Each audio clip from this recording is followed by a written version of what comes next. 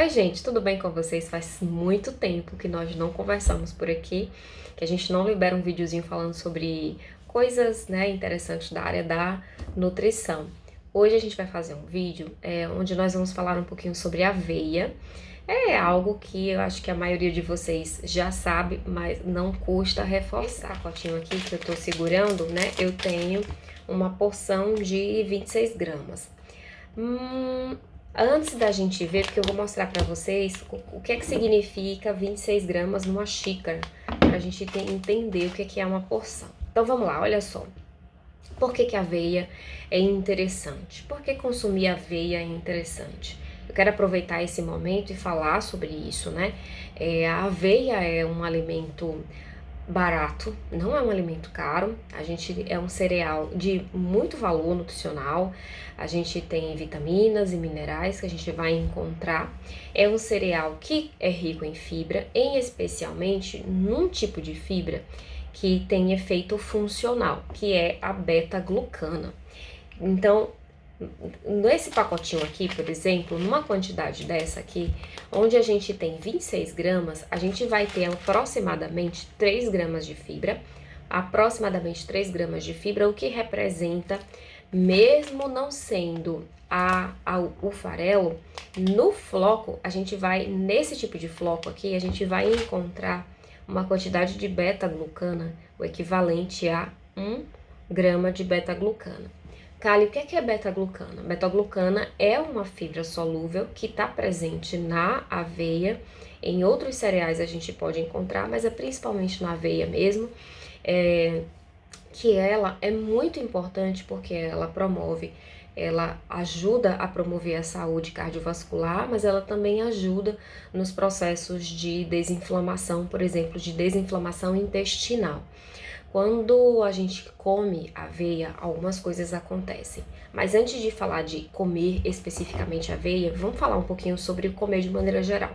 Toda vez que a gente se alimenta, toda vez que a gente come uma refeição, nessa refeição, para que ela seja digerida e para que ela seja absorvida, o nosso corpo libera várias substâncias. Então, a gente vai ter suco gástrico. Nesse suco gástrico, eu vou ter várias substâncias que vão ajudar na digestão e que vão ajudar também na absorção. No intestino, algumas substâncias também são liberadas. Veja bem, toda vez que a gente come alguma coisa, o corpo da gente, automaticamente, ao começar a mastigar, ele já se prepara para liberar essas substâncias que vão ajudar na digestão e na absorção. Portanto, ele não sabe, por exemplo, se eu tô com enquanto ele não absorve, ele não sabe ainda que eu comi gordura ou que eu comi fibra, que eu comi fruta, ele não sabe o que eu comi. Então, para o processo digestório, toda vez que eu como, para fazer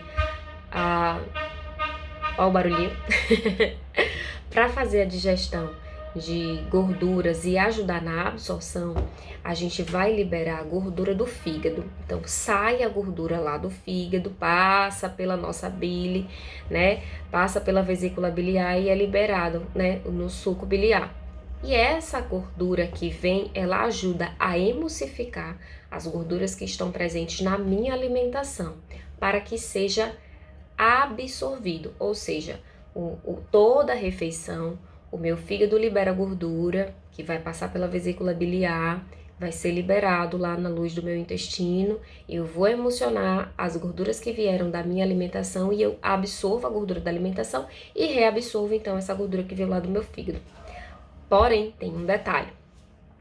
Quando a gente come aveia, toda vez que a gente come aveia, esse processo, ele é embaraçado, vamos dizer assim. Por quê? Quando eu consumo fibras, principalmente fibras solúveis, como é o caso da beta-glucana presente na aveia, eu vou fazer um mecanismo, um processo metabólico que é diferente. Então, fiz a minha refeição, vou liberar então aquela gordura que vai fazer a parte da emulsificação para que seja reabsorvido e absorvida a gordura da minha dieta.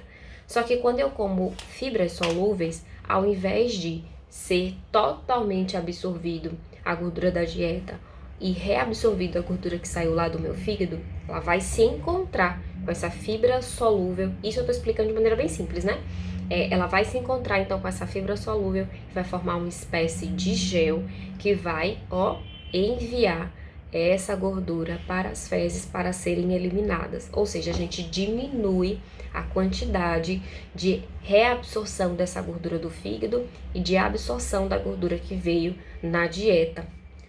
Beleza, Kali. Então isso significa que para pessoas que têm colesterol alto, isso vai ajudar? Vai, porque eu vou ajudar a não absorver ou reduzir a absorção da gordura da minha dieta, mas também diminuir a reabsorção da gordura que já está no meu corpo, por exemplo, lá no meu fígado.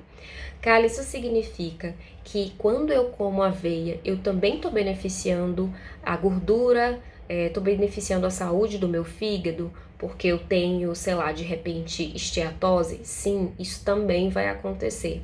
Portanto, a aveia é um alimento que eu considero um alimento fundamental. Eu considero a aveia um alimento base que deveria participar das nossas refeições sempre, mesmo que você não come em todas as refeições, mas que ele que ele faça parte do seu dia a dia, na maior parte dos dias da semana, que a gente tenha sempre esse ingrediente por causa dos benefícios que ele promove.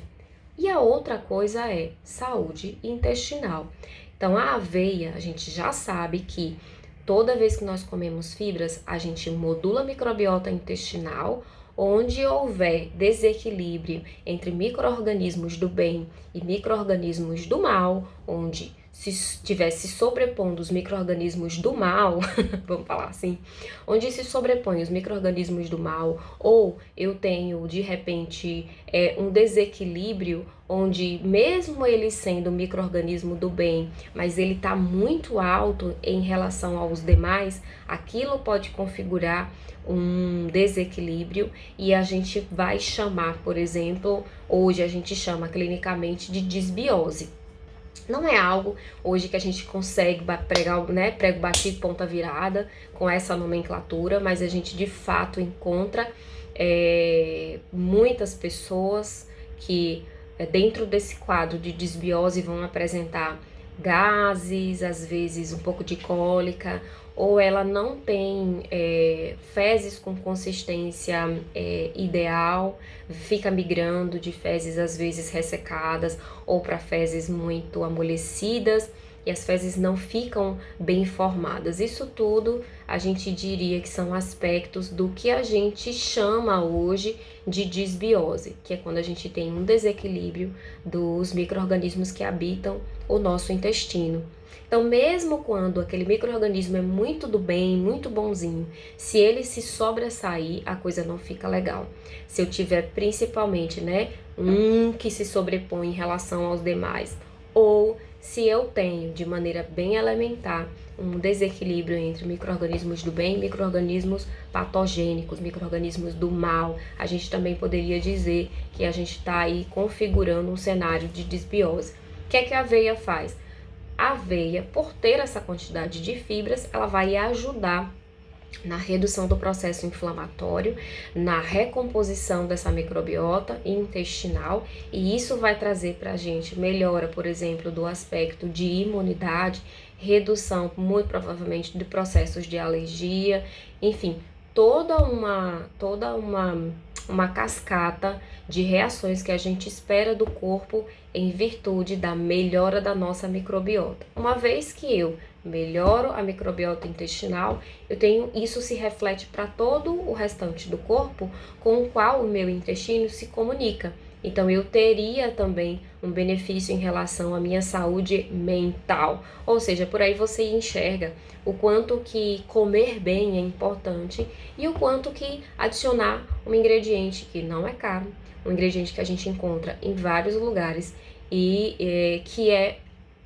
facilmente aplicável no nosso dia a dia com frutas, com de repente iogurtes, independente do iogurte que você toma, seja ele vegetal ou não, mas você poderia incluir. Você pode usar ele em substituição, por exemplo, a farinha de mandioca no horário do almoço, caso você queira.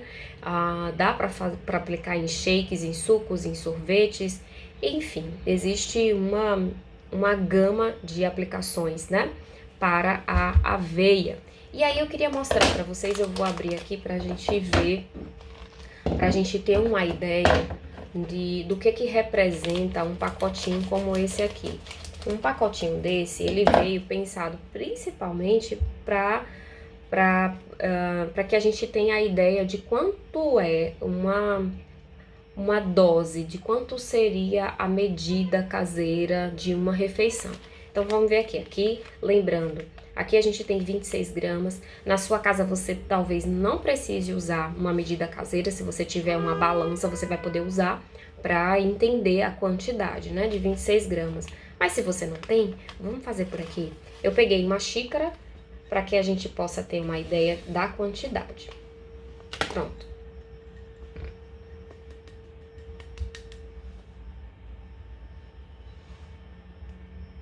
Então, olhando aqui, o que é que a gente enxerga?